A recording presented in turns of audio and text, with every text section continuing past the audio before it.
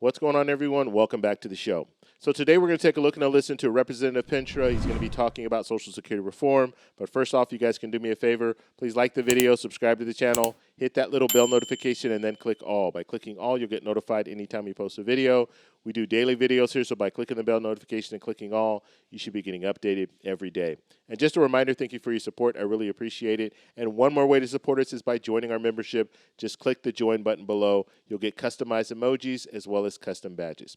Okay, so let's go ahead and take a look and a listen to Representative Pentra talk about Social Security reform. Here we go. Thank you, Chairman Ferguson, Ranking Member Larson. Thank you also, Dr. Swagel and Mr. Gross and Mr. Hudson. Thank you for being here today. We've got obviously a lot of concerns with Social Security, and we got to resolve them.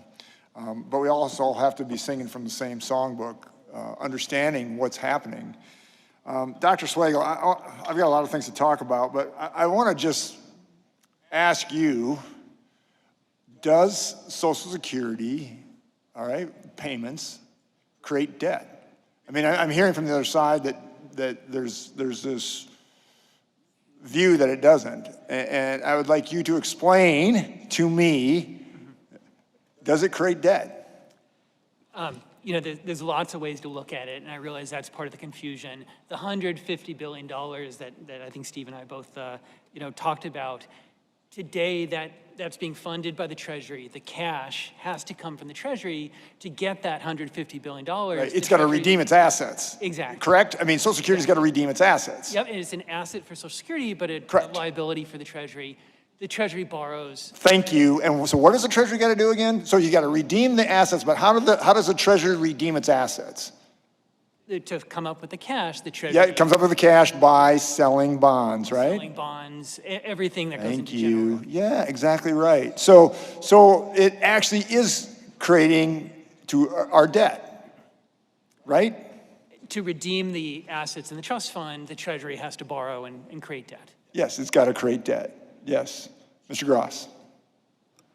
So if we redeem $100 billion of debt that is owed to the trust funds, yep, and we trade that for $100 billion that is now owed to the public, it's merely a swap. The total federal debt is unchanged. But you still got to sell bonds to do that. The Treasury still got to sell bonds to do that. Is that a fair statement? It has to sell bonds to the public by redeeming the same amount of bonds that it now are held by the trust fund. Thank you. But Mr. Swagel, can you answer that? Yeah, the numbers that we focus on are debt held by the public. Yes. So what Steve is saying is correct. The debt held by the public goes up. The debt held by the public, yes. But I guess what I'm trying to say is that you still got to sell Treasury bills. You still got to sell T-bills. That's right, to the market. To the market. Right? And when you do that, that's necessarily getting a loan. That's going further into debt. You're redeeming one loan and creating another. It's simple. You know, these lawmakers, this is ridiculous. This is a ridiculous discussion because it's just like, okay, let me just put it this way. If I have a credit card and I go and let's say I purchase something on that credit card, $1,000, I run up on that credit card. Yes, technically that's debt because I used the credit card, but I have the money in the bank and I just swap it out. And I swap it out in full, okay? So I have that $1,000 sitting in the bank. I just happen to use my credit card, and sometimes it's best to use your credit card because you get certain benefits from using your credit card, extended warranty and things like that. So I use my credit card, and then I go home, I make a transfer from my bank account, pay off my credit card, there's no debt. We're just swapping. The money is there. The way that this lawmaker is trying to say things is like, no, well, you have to sell the bonds, and so there's going to be debt. And this is absolutely ridiculous. There's $2.7 trillion sitting in the trust fund right now, and whenever they take money from the trust fund or they, sell bonds, they're balancing it off with the check with the trust fund. So they're just swapping it out. That's all they're doing, and he's making it sound like, oh, this is we're adding to the debt. That's not what's going on. What I'm trying to have everybody understand here is that we got a problem, okay? We got a problem. And I think The problem is him. That's the problem.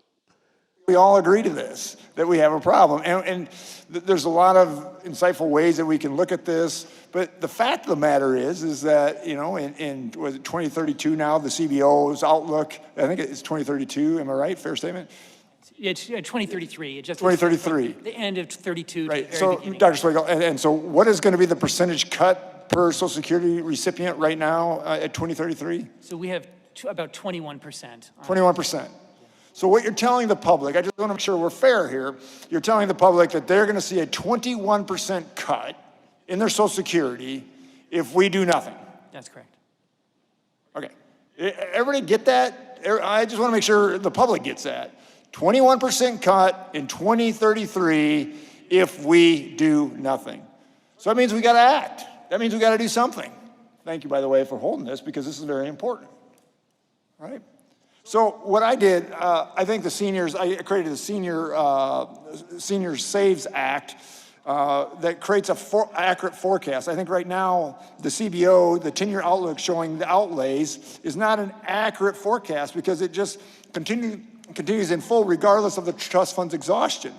Can you talk about this a little bit, Dr. Swagel? Yes, for sure. So under the Balanced Budget Act of 1985, our baseline projections are required to show outlays as if the trust fund continues even after it's exhausted, so the scheduled benefits. Yes. We show both the scheduled and payable, but the baseline by law shows the scheduled. Yes. And again, here's the problem. It's a false narrative, right? I mean, we're making assumptions here. You don't have to answer that. I just want everybody to understand that we got to have accurate data. We got to make sure the CBO is telling everybody, and just like I'm telling everybody, by 2033, you're going to get a 21% cut in your Social Security if we don't do something. So you might want to tell your congressmen and women, you better act. Thank you. Are you back? Okay, so that was Representative Pentra. I don't know what to say. I mean, he's saying we should act. Yes, I agree you guys should act. But what do you really want to do? What is your proposal forward? I'm going to look up the act that he was talking about to see if there's more information there from him. But I don't like and this is another lawmaker that's out there that's just talking. He's not asking real questions. He's just making statements and then saying you don't have to answer that question. It's like, well, then why do you have experts in front of you if you don't want them to answer questions?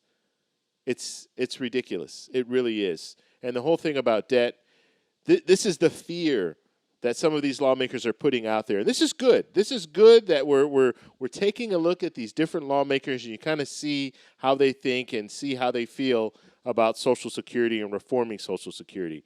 And the fears that they're trying to put out there that Social Security is adding to the debt. It's not adding to the debt. And Mr. Goss was trying to explain that to him. Look, we're just swapping out $100 billion for $100 billion. That's what we're doing. We're not adding to any type of debt.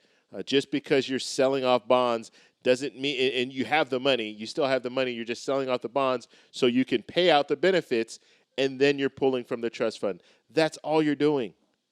There's no balance, okay? And just like I was explaining with the credit card, you're paying that credit card off in full. So you're using the credit card, you're going home, and you're paying that credit card off in full.